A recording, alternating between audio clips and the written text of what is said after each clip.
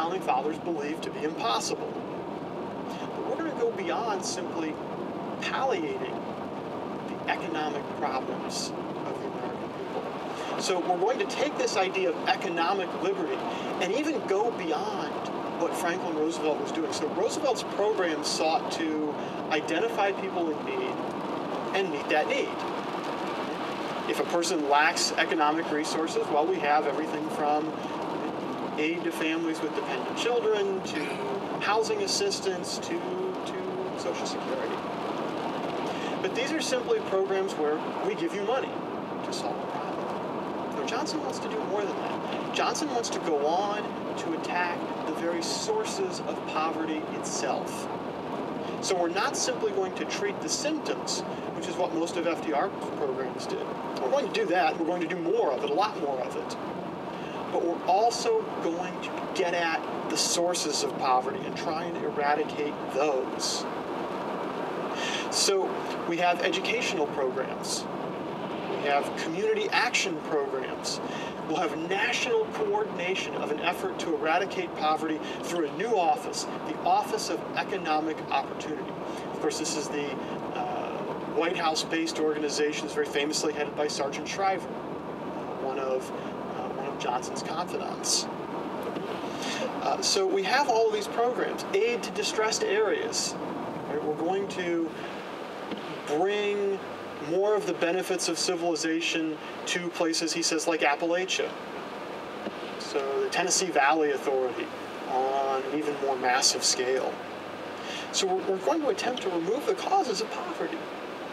And again, that involves fundamentally changing the human condition in ways that had never been attempted in America before.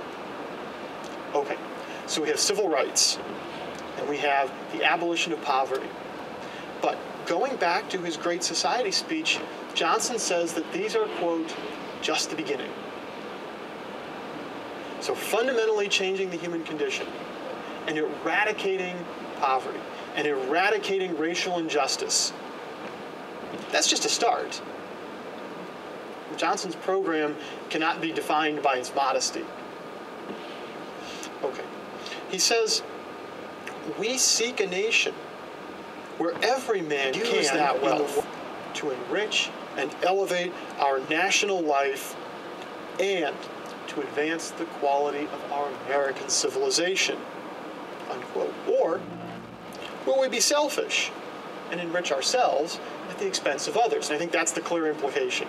Will we use our wealth for the common good, or will selfish individuals be allowed to hoard it for themselves? And of course, the answer for Johnson in the progressive and New Deal mold is obvious.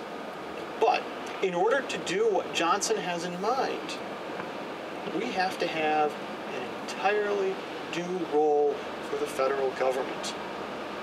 He says, the Great Society is a place where the city of man serves not only the needs of the body and the demands of commerce, but the desire for beauty and the hunger for community. Right? Johnson wants to bring beauty and community to the American people through centralized government programs. The federal government, under Johnson, under the Great Society, is literally going to attempt to fulfill the longings of the human soul. So this really is a radical new role for the federal government. And if you notice the use of that language, city of man, I think that Johnson and his speechwriters chose that very consciously. We can contrast that to the city of God. These are things, the longings of the soul. These are things that used to be fulfilled in the Western mindset in the city of God. These are things that God used to do for us, right? To fill our souls, right? And to fulfill these deeper longings.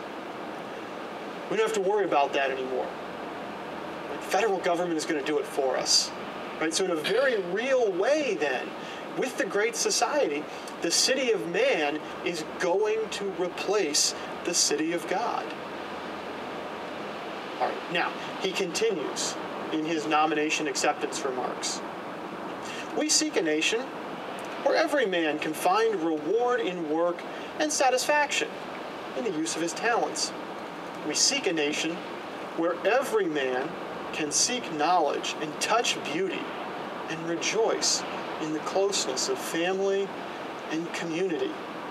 Now, if you go back to the Declaration of Independence, Jefferson and the other signers of that document only spoke of a right to the pursuit of happiness. They understood that true happiness, the highest good for man, is not possible on this plane of existence. All we can do here is pursue it. And so the definition for the Founding Fathers of just government becomes that government which facilitates, or let's say creates the conditions or the opportunity in which men can pursue their happiness. It can't give us our happiness, Jefferson thought, but it can make it possible for us to pursue it, free from concerns